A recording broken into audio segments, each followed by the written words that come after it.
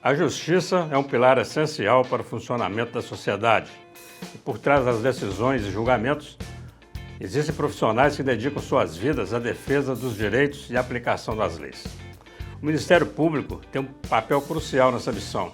E entre seus membros estão os promotores de justiça, responsáveis por fiscalizar, investigar e atuar em diferentes áreas para garantir que a justiça seja feita. No programa de hoje vamos conhecer de perto a rotina de quem atua nessa profissão desafiadora. Ele é natural de Natal, no Rio Grande do Norte, filho de José Adolfo de Castro Souza e Águida Maria Vasconcelos de Castro. Ele é casado com Aline Barros Barbosa, pai da Sara e do Marvin. Ele se destaca no Ministério Público de Minas Gerais, onde atua como promotor de justiça desde 2004.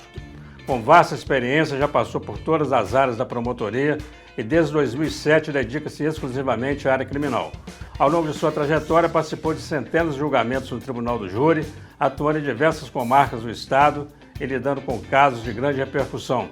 Entre eles está o julgamento do Bruno, um ex-goleiro do Flamengo, condenado pelo assassinato de Elisa Samúdio, um dos casos criminais mais midiáticos do Brasil. Atualmente ele é o promotor de justiça titular da 7ª Promotoria de Justiça da comarca de Caratinga. Ele é pós-graduado em Ciências Penais pela PUC Minas, foi professor em diversas instituições e também é cidadão honorário de Contagem. Fique ligado, começo de conversa, já está no ar.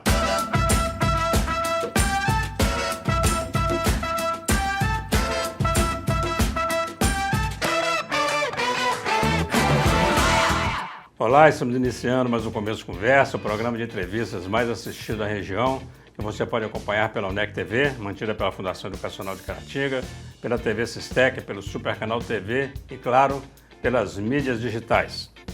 No programa de hoje temos a honra de receber um convidado especial que possui uma trajetória de grande dedicação e compromisso com a justiça. O nosso convidado especial já passou por todas as áreas da promotoria e desde 2007 atua exclusivamente na área criminal. Com mais de 700 julgamentos, sua experiência e dedicação fazem dele um dos nomes de destaque do Ministério Público de Minas Gerais. Com grande satisfação recebemos hoje o promotor de justiça, Dr. Henry Wagner Vasconcelos de Castro. Prazer todo mundo. Muito bom te receber aqui. Quer dizer que o senhor é lá da Terra do Sol? Sim. Lá da Terra do Sol, lá de Natal. Sim, em terra boa, né? O senhor nasceu em Natal e cresceu em Natal? Sua Sim. família é de Natal? Passei toda a minha infância, adolescência e início da juventude em Natal. De lá saí no comecinho do ano 2001. Muito bem, já saiu para estudar. Na verdade, eu formei lá. Ah, formou lá. Mas eu formei e ao formar já estava aprovado em 2 concursos públicos. Ah, muito bem. E de Natal fui para Fortaleza inicialmente e de Fortaleza logo em seguida para Brasília. Essa passagem sua pela PUC Minas? Foi já vivendo no estado de Minas Gerais, muito bem. Mais recentemente nos anos de 2013 a 2015. Lá em Natal, então o senhor escorregou naquele Morro do Careca quando era garoto, não? Infelizmente, já está interditado esse tipo de uso do morro desde aquela época. Mas eu sei porque há um tempo atrás, né, a meninada gostava de ir ali. Mas na Pipa só ia à vontade, né? Bastante. É verdade que aqueles golfinhos lá, diz que tem 2 golfinhos lá, que aquele robô, você sabe, o pessoal aqui sacaneia, né, Natal? Eu já fui lá várias vezes, minha filha morou lá, e toda vez que vai lá, que é golfinho, aparece mesmo, que era na região da Pipa ali. Aí o pessoal brinca e fala, não, aquilo ali não é golfinho nada, porque tem 2 robozinhos ali que é só para enganar turista. Bacana demais. O que levou o senhor para a área jurídica? O senhor tem jurista na família? Como é que se deu isso? Eu sou o primeiro graduado em Direito na minha família, tanto a olhar para a linhagem materna quanto para a linhagem paterna. Decidi fazer o curso de Direito quando contava com 17 anos de idade, me preparando para o vestibular. Na época, eu cursava o curso técnico de edificações na Escola Técnica Federal do Rio Grande do Norte. O meu pai desejava que eu fosse engenheiro civil. Já falava, está fazendo edificações, vai ser engenheiro. Interessante. Ainda cogitei brevissimamente de tentar o ingresso na faculdade de arquitetura, mas minha inclinação sempre foi para as ciências políticas e sociais, dentre as quais se inclui o direito, e daí rumei para o curso. Antes de ir para a promotoria, o senhor trabalhou na AGU, não é isso? Era Positivo. procurador da AGU. Isso. Em que cidade? Primeiramente em Brasília, Em Brasília. no Distrito Federal, onde eu já vivia por ter trabalhado como advogado da Caixa Econômica Federal. Ah, então o senhor advogou também. Advoguei tanto para o Banco do Nordeste do Brasil, em Fortaleza, quanto para a Caixa Econômica Federal, em Brasília. Na advocacia pública, defendi os interesses da administração pública federal indireta, com o procurador federal da AGU, e de lá, de Brasília, vim para Belo Horizonte, no ano de 2003, onde ainda tive a oportunidade de trabalhar por cerca de 1 ano e meio na Procuradoria Especializada do INCRA, Instituto Nacional de Colonização e Reforma Agrária, quando então tive o privilégio de inicialmente conhecer o interior do estado de Minas Gerais e então me apaixonar pelo estado. Qual foi a primeira cidade que o senhor conheceu de Minas Gerais? Te agradou tanto assim? O senhor lembra ou não? Lembro perfeitamente. Depois de ter conhecido Belo Horizonte, naturalmente, Paracatu. Paracatu, que a região ali é muito boa, né? Sim. Região bacana. Em Caratinga você já está aqui 1 ano e... 1 ano e 2 meses. 1 ano e 2 meses. Foi bem acolhido, está satisfeito, está gostando da cidade? Sim, a família da minha companheira é caratinguense, está estabelecida aqui. Ah, muito bem. E é o motivo primordial pelo qual nós decidimos passar um tempo importante das nossas vidas aqui. A escolha pela área criminal, isso é interessante a gente saber, porque é uma área muito complicada. Acho que da promotoria deve ser uma das mais difíceis, porque tem essa questão da oratória, de enfrentar um júri, de condenar pessoas, né? Porque é a função do promotor fazer justiça com a condenação. Como é que o senhor escolheu essa área? Toda escolha ela tem por premissa respostas necessitadas, carecidas por questões que cada sujeito carrega consigo. Então, no trabalho no Ministério Público, identifiquei que tinha condições de drenar energias, tanto dos meus recantos sombrios, quanto dos meus espaços luminosos, para esse trabalho, identificando-me especialmente com o que é de mais dolorido no processo penal, que é o sofrimento de uma vítima. Nessa área criminal, o senhor já está há quantos anos? Já há 18 anos especificamente. E já passou por algumas comarcas já, né? Sim. Mas vamos falar o seguinte, Caratinga te dá muito trabalho com isso?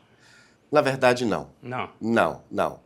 Mas eu posso mencionar uma experiência muito rica que tive em Montes Claros, onde trabalhei e vivi de 2008 a 2012, exatamente 4 anos. 4 anos. Quando eu cheguei em Montes Claros, em meados de 2008, tínhamos 77 homicídios consumados no precedente ano de 2007. E pelo andar da carruagem, em 2008, terminaríamos o ano com 120 homicídios consumados. É o que se estimava. Recebi como um desafio e assumi o compromisso de esforçar-me para que aquele quadro não se consumasse. Entendi. Fiz um trabalho dentro da minha própria esfera de atribuições, mas também em interlocução com outros protagonistas do sistema, do macrosistema de segurança pública e justiça, de sorte que nós pudéssemos evitá-lo. E, felizmente, encerramos 2008 com 96 homicídios consumados e não com os 120 que se projetavam. Continuamos aquele trabalho e finalizamos o ano de 2009, o ano seguinte, com 63 homicídios consumados. Foi a primeira redução na década em Montes Claros, no número de homicídios, a maior redução entre as grandes cidades no estado de Minas Gerais naquele ano. E foi uma experiência muitíssimo gratificante, porque desde lá nós tivemos, sei que assim persiste a tendência, uma redução gradual do número de homicídios. como sói ocorrer quando respostas são dadas à altura da gravidade de crimes sérios. Algo que nos preocupa hoje em Caratinga é o avizinhamento de uma disputa muito acirrada entre o Comando Vermelho e o Terceiro Comando Puro.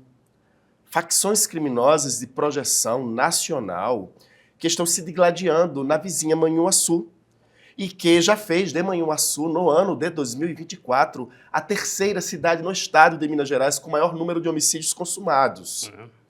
Isso está instalado nas nossas bordas e é óbvio que, dado o posicionamento estratégico de Caratinga, que isso tenderá a migrar para cá. Um desafio que precisa ser, de antemão, enfrentado. Nós temos que nos preparar para o desdobramento desse conflito para as fronhas da nossa comarca. Muito bem. Eu entendi. O senhor falou de Montes Claros, só uma pergunta, que eu quero voltar nessa questão aí desse combate firme à criminalidade, mas lá em Montes Claros já existia a comunidade da Portelinha, não? Você chegou a conhecer essa Portelinha? Não conhecia a Portelinha. Parece a Portelinha nova. Eu conheço apenas a Portelinha de Caratinga. Caratinga. Aqui também tem, eu acho que toda cidade grande você arruma Portelinha. Em Montes Claros nós tínhamos, na época, duas comunidades que despertavam maior preocupação, porque estavam exatamente divididas por dois grupos criminosos, um representante do Comando Vermelho e outro representante do primeiro comando da capital, o PCC, o bairro dos Morrinhos e a Conferência do Cristo Rei, também conhecida como Feijão Semeado. Muito bem. O senhor estava falando aí sobre a resposta, a diminuição da criminalidade em função da resposta que se dá, né? E o Ministério Público, em algum momento, ele tem essa preocupação com a prevenção também? Porque, assim, eu entendo, se eu punir com rigor, as pessoas têm mais medo de fazer. Mas, não, de fato, não vai acabar com o crime, porque a gente precisa ter uma educação para não ter crime, né? É muito complicado. Um país como o Brasil, com uma desigualdade tão grande, né? Como que o Ministério Público, tem alguma ação do Ministério Público no sentido de prevenir? A dívida social é vasta e profunda. E é lógico que o problema da criminalidade no Brasil, especialmente de toda a criminalidade que circunda a dinâmica e a lógica do narcotráfico, tem raízes nesse problema multissetenário. É necessário o resgate dessa dívida. O Ministério Público, como advogado que é da sociedade, é protagonista e deve ser protagonista, tem da Constituição da República a dação desse papel de protagonista, de promotor de uma reforma da sociedade, de sorte que constantes e boas oportunidades sejam proporcionadas aos jovens e às futuras gerações, de sorte que esse quadro se reverta. Mas nós não podemos jamais cair na infantilidade da ideia de que todos os problemas somente se resolverão com a prevenção. É necessária também a repressão, e repressão dura. E no campo da repressão, um viés preventivo. Quando se condena um narcotraficocida, líder de um grupo criminoso, é necessário que seja ele afastado da comunidade onde ele desempenhe controle. Então, apenas retomando de exemplo a situação de Montes Claros, quando nós conseguimos lá, finalmente, as condenações dos dois líderes dos grupos criminosos mencionados no Tribunal do Júri, as condenações de Valdemir Tavares da Silva Filho, Malboro, e Demóstenes Sóstenes Rodrigues dos Santos, o Ninha, nós logo cuidamos de articular as remoções deles, não somente do Norte de Minas, mas do estado de Minas Gerais. Eles foram levados para Catanduvas, para a Penitenciária Federal de Segurança Máxima, lá instalada. Depois deles, todo o segundo escalão de seus gerentes, igualmente, foi retirado de Montes Claros para penitenciárias instaladas em Francisco Sá, que é a nossa penitenciária estadual de segurança máxima, e Unai. Isso quebra, desorganiza uma cadeia de comando. Eles param de... Porque eles, estando próximos, eles continuam com o comando, né? E dentro do presídio. Vamos fazer um rápido intervalo, doutor? Produção brigando aqui, que nós já pegamos 2 minutos desse bloco. Não sai daí, nós voltamos já já. Estamos conversando aqui com o doutor Henry Wagner. E no retorno nós vamos falar sobre o caso goleiro Bruno Elisa Samúdio. É já já. Olá, estamos de volta com o segundo bloco desse começo de conversa especial, recebendo aqui hoje o promotor de justiça, doutor Henry Wagner. Doutor, eu já anunciei no final do bloco, a gente vai falar sobre o caso Bruno, o assassinato da Elisa Samúdio. Antes disso, uma pergunta. Dependendo da comarca, vamos ter mais que um promotor na área criminal. Aqui em Caratinga só tem um, né? Nós somos 3 promotores. Na área criminal? Na área criminal. E por que eu estou fazendo essa pergunta? No caso, por exemplo, do goleiro Bruno, nós vamos conversar sobre isso agora. É um caso midiático, é um caso muito importante. Como é que se dá a escolha do promotor? Quer dizer, isso é sorteio? É aquele que fala, não, eu quero esse caso? Curiosidade mesmo, conta para nós. O caso Elisa Samúdio se desenvolveu na comarca de Contagem, uma comarca muito grande, onde nós temos 25 promotorias de justiça. Em comparação com Caratinga... são 3 só. Nós temos 7 no total. Desses 7 promotores, 3 atuantes na área criminal. Dado o porte da comarca de Contagem, nós tínhamos na época 10 promotores de justiça criminais e desses 10, 2 especificamente dedicados ao Tribunal do Júri.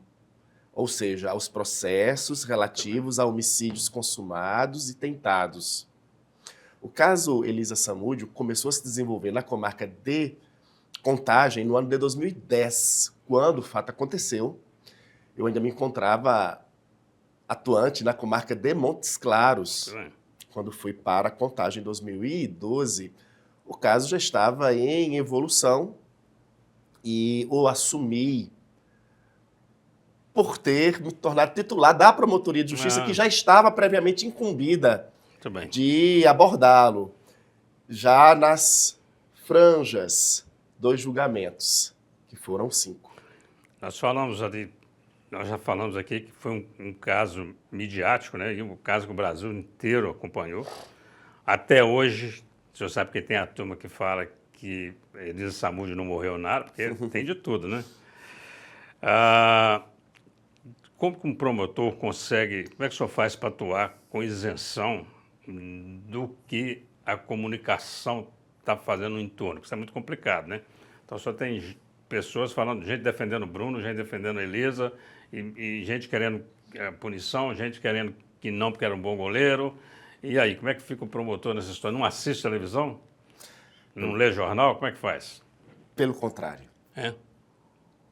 Bom, como promotor de justiça, primeiramente eu tinha que ter como foco eleito principal o que estava provado no processo.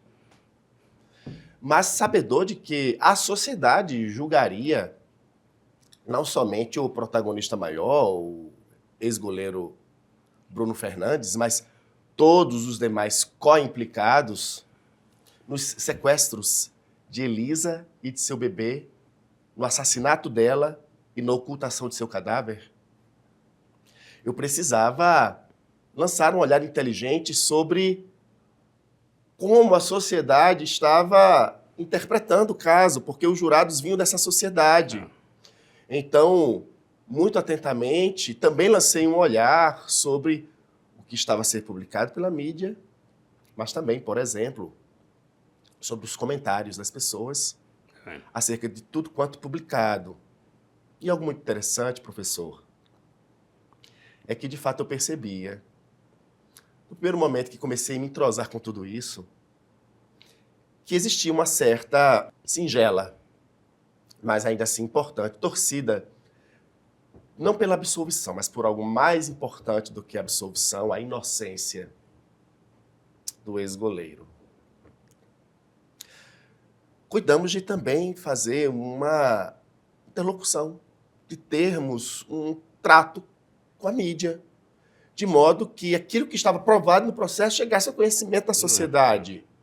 Uma vez que nós tínhamos o discurso modulado até então apenas pelas pretensões defensivas, a exemplo da irresponsável, da mentirosa, da cretina afirmação de que Elisa estaria viva, quiçá se prostituindo em algum país do leste europeu. Um desrespeito absurdo com a pessoa da vítima, de sua descendência e de todos os seus demais familiares. Muito bem. Passamos a também expor para a mídia o que estava provado, e fato é que, ao final, o que nós percebemos é que, condenado o ex-goleiro Bruno, aqueles que se pronunciavam em comentários às publicações manifestavam, sobretudo, um pesar. Um pesar por acreditar que a pena havia sido diminuta. Muito bem. Uma pena de 22 anos e 3 meses de reclusão em regime fechado. E que foi um resultado, assim, fantástico, eu acho, porque você não tem um corpo, né? Não tinha um corpo e não apareceu um corpo, quer dizer. E quando aparece, não, morreu, tá ali. Então, não, sumiu. Nós temos esse fetiche, e esse fetiche, naturalmente, a defesa o entronizou e o coroou discursivamente. Mas nós tínhamos muitas provas caudalosas de que Elisa foi sequestrada no estado, na cidade do Rio de Janeiro, na Barra da Tijuca, em 6 de junho de 2010. De que ela foi trazida numa Range Rover pertencente ao ex-goleiro Bruno, do Rio de Janeiro, para Minas Gerais. Nessa Range Rover foi encontrado bastante sangue dela, a despeito de esse veículo ter passado por uma lavagem. Esse sangue era de Elisa. Foi constatado pericialmente, cientificamente. Elisa, portanto, veio do Rio de Janeiro para Minas Gerais sequestrada, machucada, ferida. E ao sequestro dela se seguiu seu desaparecimento. Não existe, em qualquer contexto que seja do contexto desse próprio processo, seja no contexto de um processo social mais amplo, como o da ditadura que vivemos no nosso país, um sequestro que se siga a um desaparecimento, e esse desaparecimento não coincide exatamente com o descarte, com a morte, com a eliminação do sequestrado. Em algum momento desse julgamento, o senhor teve alguma dúvida? Não. Em algum momento fala assim, será que eu estou fazendo a coisa certa? Não tive. Não tive. Inclusive, é importante que se pontue que uma das pessoas acusadas de participação nessa trama toda foi uma das mulheres com quem Bruno se relacionava, precisamente a ex-mulher dele, Daiane, e com relação a ela foi pedida a absolvição. Fiz o meu trabalho como representante da sociedade, focado no que estava provado. E me convenci, por exemplo, de que com relação a tal pessoa, a tal ré, prova bastante não havia que fundasse uma condenação de modo que, sem inibição alguma, pedi a absolvição dela e absolvida ela foi. Muito bem. Além do Bruno, parece um macarrão, né? Tinha um apelido. Tinha bola? Nós temos o mentor de tudo isso, o mandante, que é o ex-goleiro, o executor, Marcos Aparecido dos Santos, o Bola, ex-policial militar do estado de São Paulo, ex-policial civil em Minas Gerais, o Macarrão,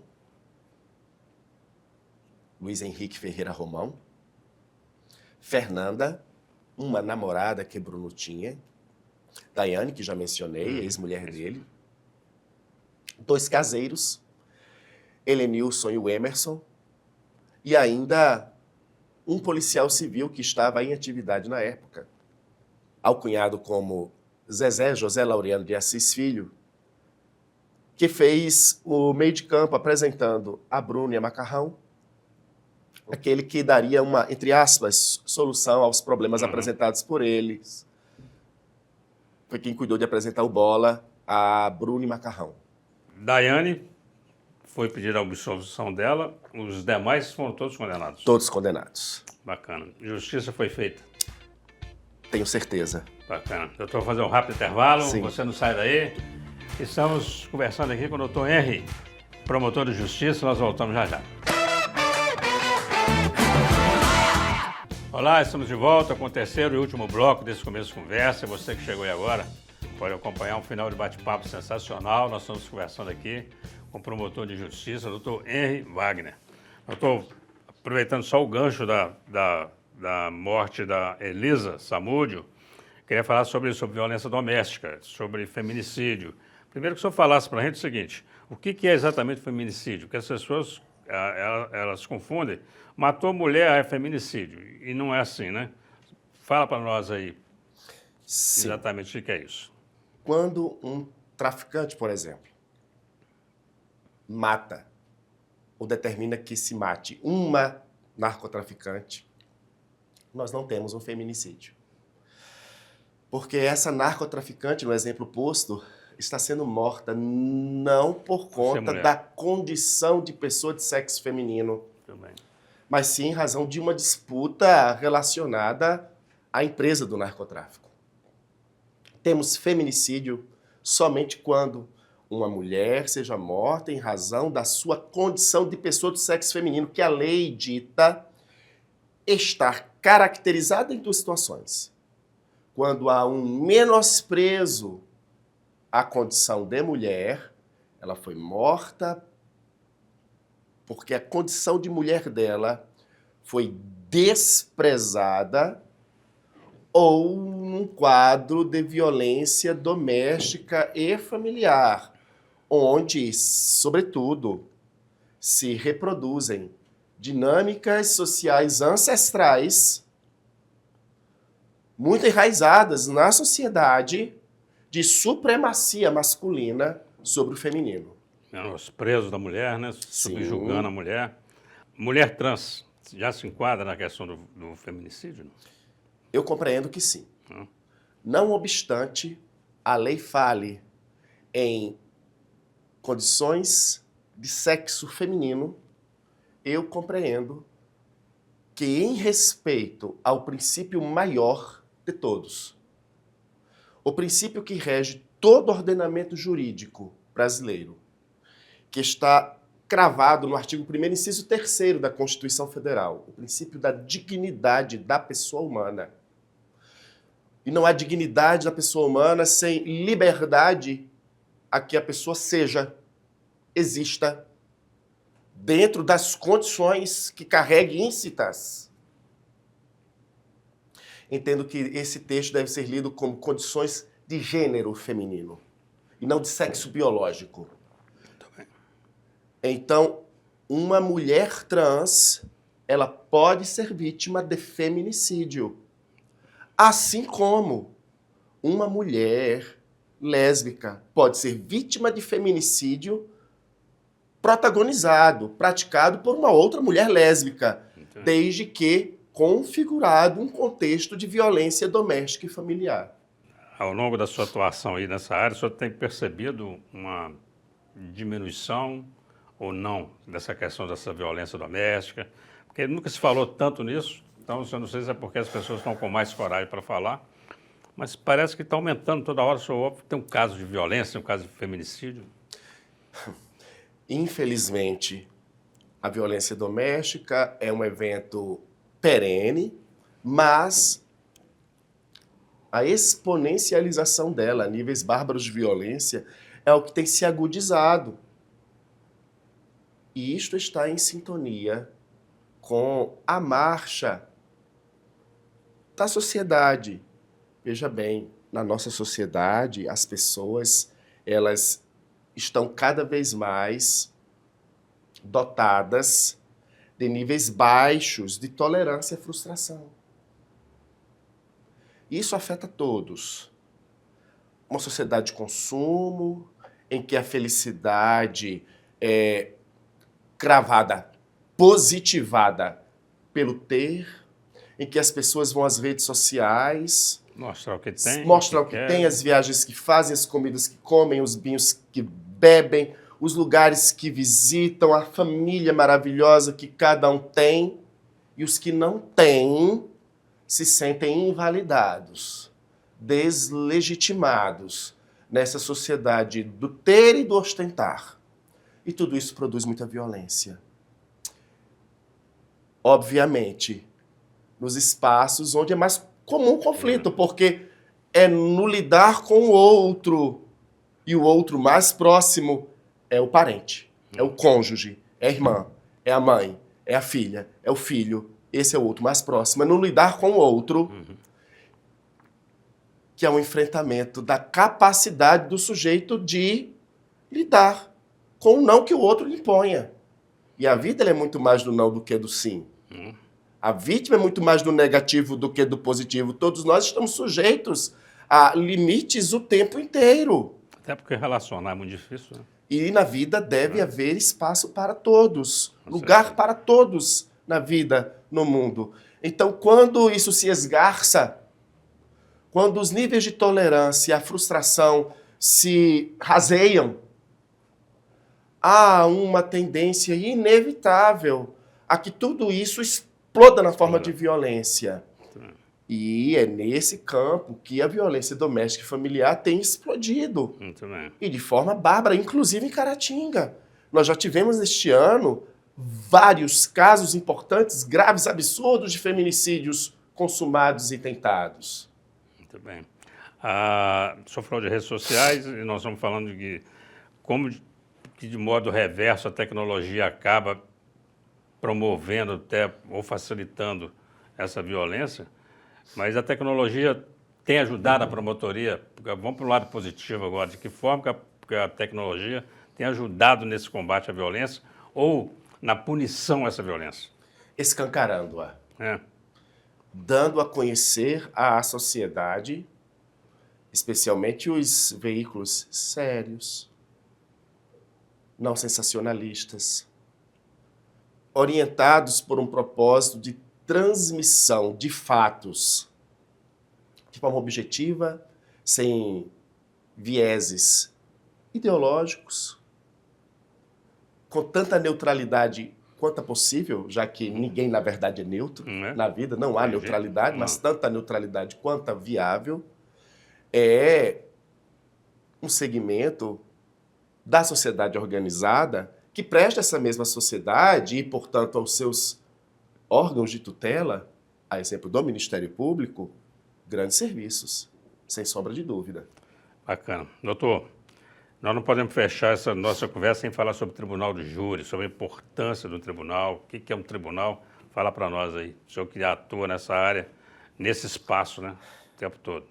O tribunal do júri é o espaço único em que a democracia é desempenhada diretamente pelo povo no exercício da função jurisdicional. Quero dizer, ali no campo do Poder Judiciário. Os cidadãos, escolhidos no seio da mais fina nata da sociedade, sua elite ética, moral, são convocados para que deem julgamento aos acontecimentos que se pode reputar mais graves numa sociedade que pelo menos queira fingir ser civilizada, que é o crime de sangue. Os crimes de homicídio consumado, de homicídio tentado, que são os mais recorrentes. O tribunal do júri é, nessa perspectiva, um instrumento civilizatório, porque ali a sociedade avalia os seus próprios valores, dá respostas ao fato, respostas filtradas por esses valores, mas vira e mexe revisando esses valores. E o que quero dizer? A violência, especialmente a violência de gênero, já que falamos tanto de feminicídio, ela é muito romantizada ainda no nosso país. Há uma romantização da violência. Ah, mas matou, será que não foi por amor? Será que não foi por amar demais? E o Tribunal do Júri tem, nesse campo especificamente, por exemplo, o papel de levar para a sociedade uma reforma de visão que a leve a perceber que, na verdade, o amor ele não se espelha nas taxas de mortalidade. O amor se espelha nas taxas de natalidade. O amor não está dentro dos rabecões, o amor não está presente nas mesas frias dos necrotérios, o amor não se faz presente nos caixões, nos túmulos. O amor está presente nos berços, nas maternidades, nos leitos quentes dos casais acrisolados. Amor não mata, né? Amor não mata. Bacana, doutor. Nós vamos terminar, só tem um minuto para suas considerações finais. Essa câmera aqui do senhor. Deixe o seu recado aí para os internautas, para os telespectadores das TVs que transmitem esse programa. Com o senhor. Gostaria de transmitir a todos, especialmente aos telespectadores, aqueles que acompanham por qualquer via este programa, nesta oportunidade que é dada a um promotor de justiça de se pronunciar abertamente a frações importantes da sociedade, que o promotor de justiça é nada mais, nada menos que um advogado da sociedade. O promotor de justiça, ele é o advogado das vítimas. O promotor de justiça é o advogado de tantos quantos tenham sido afetados pela ganância, pelo desrespeito, pela intolerância, pela não aceitação. O promotor de justiça é o agente do poder público incumbido de dar representação aos interesses da sociedade, ainda quando esses interesses conflitem com os interesses do próprio Estado. Tanto que muito comum é que se veja, que se identifique o próprio Estado. Quando falo em Estado, falo no município, falo no Estado propriamente dito, falo na União, ser levado ao banco dos réus pelo Ministério Público, por uma promotora de justiça, por um promotor de justiça, a fim de que serviços mais dignos, adequados, sejam prestados a uma sociedade quando deficitários, ou passem a ser prestados quando omisso o ente público. Bacana. Doutor, foi um prazer, uma honra te receber aqui. Honra minha. Estamos encerrando mais um começo de conversa. A você, o nosso muito obrigado pela companhia, pela audiência. Até o próximo encontro, se Deus quiser.